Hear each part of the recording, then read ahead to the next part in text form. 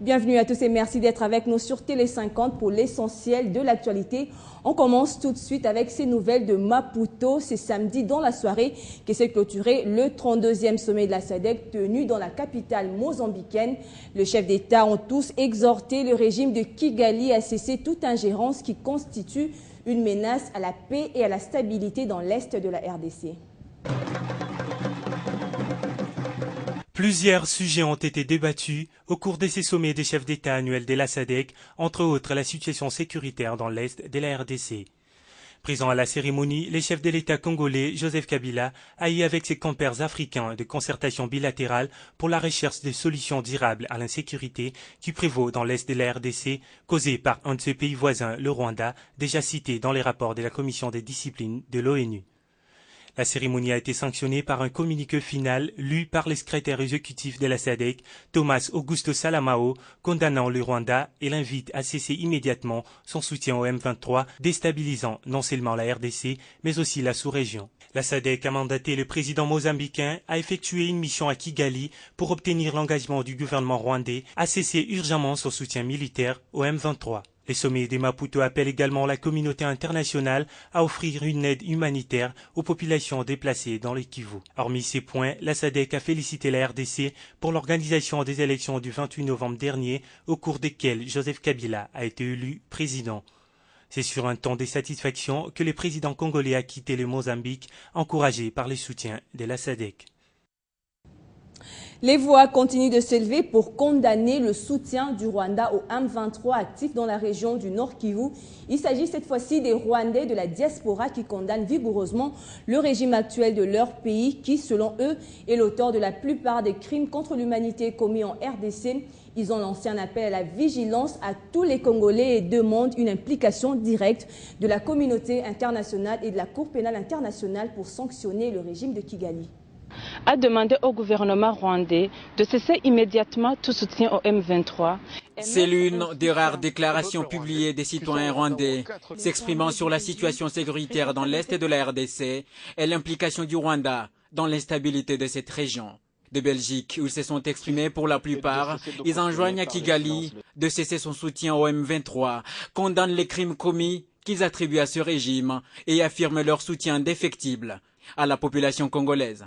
Demander au peuple congolais de discerner entre les Rwandais du régime, responsables de cette nouvelle tragédie, et la population rwandaise innocente, elle aussi victime et otage de ce même régime. Kagame à la Cour pénale internationale. Oui, ils le souhaitent, car selon eux, les crimes dont il est auteur ou commanditaire en RDC sont similaires à un génocide, d'où une mobilisation des instances internationales. À la Cour pénale internationale d'ouvrir sans tarder une enquête relative à l'ensemble des crimes commis sur l'ensemble du territoire de la RDC et de donner suite aux plaintes déposées par des associations congolaises et rwandaises de ce vendredi 17 août 2012. C'est le énième désaveu de Kigali par ses propres citoyens, après celui des opposants rwandais de la diaspora, qui, eux, ont déjà engagé une démarche judiciaire contre Paul Kagame à la CPI, l'accusant de crimes de guerre et crimes contre l'humanité en RDC.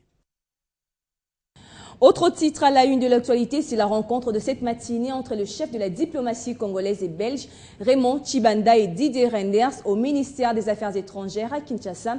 Au menu de cet entretien, l'état des relations bilatérales entre les deux pays, mais également la situation sécuritaire dans l'est de la RDC. Le but de la visite du ministre belge des Affaires étrangères, Didier Reynders, à Kinshasa, est premièrement orienter les relations bilatérales entre les deux pays, et surtout discuter sur les mécanismes qui pourront permettre l'instauration de la paix dans la partie est de la RDC. Concernant toujours la situation sécuritaire dans l'est de la RDC, la Belgique réaffirme son ambition de travailler à ce qu'il y ait la paix par la voie des dialogues entre la RDC et le Rwanda. Il faut pour cela que les deux voisins dialoguent, mais que les deux pays voisins contribuent à la solution. Et je le dis ici à Kinshasa, je le répéterai à Kigali, si l'on n'est pas parti au problème, on doit à tout le moins alors être partie prenante à la solution et assurer la stabilité, la paix dans l'est de la République démocratique du Congo. La souveraineté du Congo est complète sur l'ensemble de son territoire. Et il n'est pas question d'accepter une quelconque rébellion et une quelconque volonté de mettre à mal l'état de droit sur une partie du territoire de la République. Pour Raymond Tchibanda, il préconise une nouvelle résolution de la MONUSCO par l'ONU afin d'élargir son mandat en RDC. Il n'est pas soutenable de dire que le Rwanda est contre ceci ou cela. Ce qui importe, c'est la décision qui a été prise par l'ensemble des pays, le Rwanda compris. Alors, quand la force est sous le mandat des Nations Unies, il n'est pas possible de dire la MONUSCO ne va pas être impliquée, parce que la MONUSCO est le fruit et le produit des Nations Unies, et c'est la MONUSCO qui symbolise la présence des Nations Unies sur le terrain. Et même s'agissant de la MONUSCO, les éléments à ma possession établissent que du côté du Rwanda, la position officielle n'est pas une position d'objection contre l'utilisation de la MONUSCO pour accomplir cette tâche. Le ministre des Affaires étrangères belge a confirmé aussi la présence de la Belgique au 14e sommet de la francophonie à Kinshasa, car ça sera selon lui une occasion de discuter sur l'avenir de cette organisation. Et au Nord Kivu, les FARDC gardent toujours leur position dans la province et elles observent présentement une trêve sur les lignes des fronts. Les autorités militaires sur place déclarent que l'armée loyaliste attend les résultats du front diplomatique en cours qui semble sourire à la RDC dans la résolution de la crise armée dans l'est du pays. Mais la crainte de la population civile est de voir les FARDC être attaqués par surprise, comme d'habitude par les M23 qui renforceraient déjà ses troupes à Rutshuru. Les explications dans cette correspondance de Martial Bendelo depuis Butembo. La situation militaire actuelle en province Nord Kivu s'illustre par une stabilité sur les lignes des fronts. Toutefois, les informations sur le terrain font état du renforcement des troupes rwandaises et ougandaises aux côtés du M23 dans le territoire de Rutshuru. Une situation dénoncée par le gouvernement provincial et la société civile du Nord Kivu qui s'insurgent contre le comportement belliqueux des éléments du M23 et de leurs parents, le Rwanda et l'Ouganda. Ces rebelles se livrent à la tracasserie routière et au recrutement forcé des jeunes gens dans la zone qu'ils occupent. Le porte-parole du gouverneur de la province Nord Kivu avertit l'opinion nationale et internationale sur la présence des militaires rwandais et ougandais venus en renfort aux M23 pendant que tout le monde parle paix à l'est de la République démocratique du Congo. Jean-Louis Ernest Kiaviro fustige au même moment l'administration parallèle déjà illustrée par l'M23 en territoire de Rutshuru. Du côté des forces gouvernementales, aucun mouvement n'est signalé. Les forces armées de la République démocratique du Congo observent une trêve sur toutes les lignes de front militaires, tout en gardant leur position. Cela en entente des résultats du front diplomatique en cours et qui semble d'ailleurs tourner à l'avantage de la RDC, du moins pour l'instant, a expliqué le colonel Célestin Angelika, chef de la cellule de communication de FRDC dans le Grand Nord Kivu. Pendant ce temps, la société civile provinciale émet la crainte de les M23 surprendre, comme d'habitude, l'armée loyaliste, Butembo, les 5 ans. Autre chose à présent, un séminaire sur la viabilité des institutions de sécurité sociale en Afrique centrale s'est ouvert ce lundi à Kinshasa. Il est organisé par l'Institut national de sécurité sociale et l'Association internationale de sécurité sociale. Plusieurs pays de l'Afrique y sont représentés, notamment le Cameroun, le Congo-Brazzaville, le Gabon, le Tchad, la République centrafricaine et la RDC. L'objectif est de permettre aux participants de tirer profit des expériences et bonnes pratiques dans le cadre des différents échanges en vue d'orienter leurs institutions vers une gestion dont les résultats attendus sont déterminants pour leur pérennité et leur viabilité. Bonne nouvelle pour la population du territoire de Bumba dans la province de l'Équateur. Le dépôt de distribution des carburants de CEP Congo sera ouvert d'ici la fin du mois de novembre de l'année en cours.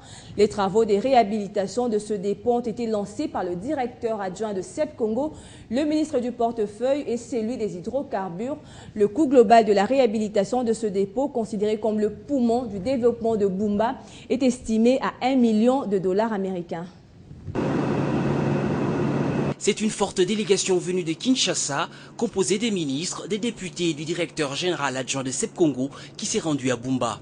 Une délégation porteuse de bonnes nouvelles pour la population, la réhabilitation du dépôt CEP Congo.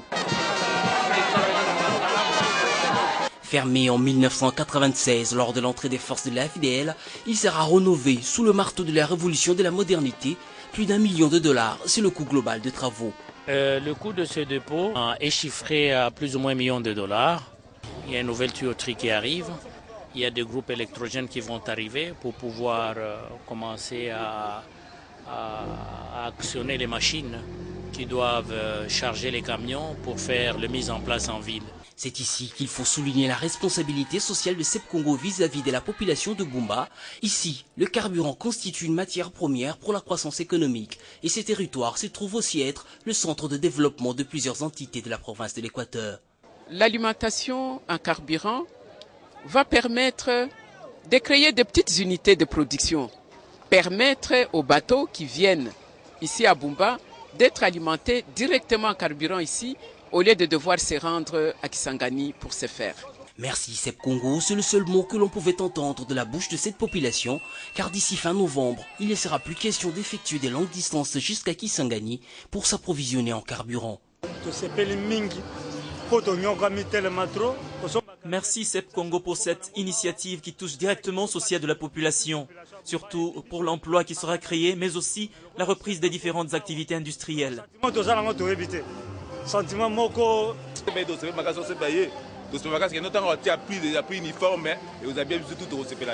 Avec un stockage de 230 000 mètres cubes et 4 laboratoires le plus modernes de l'Afrique centrale, ce géant des entreprises pétrolières en RDC se fait partenaire du redressement économique.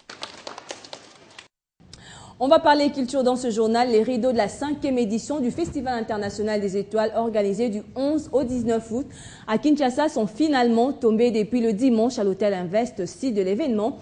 Plusieurs activités culturelles étaient au menu et plusieurs artistes internationaux, notamment le Lemakoma, Magic System de la Côte d'Ivoire ainsi que le doyen de la musique africaine Manu Dibango étaient dans la capitale congolaise pour y participer. Sport à présent, le championnat de la division 1 se poursuit dans les différents stades du pays. Hier dimanche, on a joué pour le compte de la 16e journée de ce championnat national. Des SMP de Kinshasa triomphé de Makiso, 3-0 au stade des Martyrs. Le club a été accroché en déplacement par Chinkuku, 0 but partout. D'autres résultats dans cet élément de Kadi Koulab. La 16e journée du championnat de la division 1 s'est jouée dimanche avec 4 matchs à l'affiche. À Kinshasa, au stade de Martyrs, Daring Club Motema Pembe s'est imposé devant Makiso de Kisangani sur la marque de 3-0. Se trouvant dans la zone de relégation, le cercle sportif Makiso se montre déterminant et résistant dès l'entame de la partie. Malheureusement, sa résistance va trouver la faille à la 43e minute avec l'ouverture du score du Daring Club Motema Pembe par l'entremise de son capitaine Bobo Ungenda. 1-0 indique le marquoir à la pause. Des retours de vestiaire, les joueurs Boyoumé appuient sur l'accélérateur mais ne trouvent pas d'occasion devant une défense imanienne très bien placée. 58e minute, Mwanzalema, bien servi par Kodi Milambo, va ramener les scores à 2-0. Et voilà le deuxième but. Quelques minutes plus tard, Mukenga Di Kouloué lâche une frappe de près de 35 mètres en dehors de la surface de réparation pour marquer le 3e but. Makiso va tenter à plusieurs reprises de revenir au score, mais en vain. À la 68e minute, suite à une faute sur Konga, dans la surface de réparation, l'arbitre va accorder un pénalty au Boyomé qui va rater Rino Inasawa, ancien avant-centre du Daring Club Motema Pembe. 3-0, c'est le score final. Autre résultat de cette 16e journée, au stade des jeunes des Katoka, l'ASV Club a été accroché par l'Union sportive Chikunku de Kananga, 0 but partout. Molunge de Mbandaka par contre a créé la surprise en battant le Football Club Koyi sur la marque de 2-1. Sangabalende et Saint-Luc de Kananga se sont séparés sur le score de parité, 1 but partout. À l'issue de cette journée, V-Club demeure à la première place avec 41 points. Desampé, grâce à sa victoire, vient à la 2e position, suivi du TP Mazembe qui a 37 points, mais avec 2 matchs en retard que ses concurrents au titre. C'est la fin de ce journal. Merci à vous tous qui nous avez suivis sur Internet au www.tele50.com. La revue de presse, c'est dans un instant.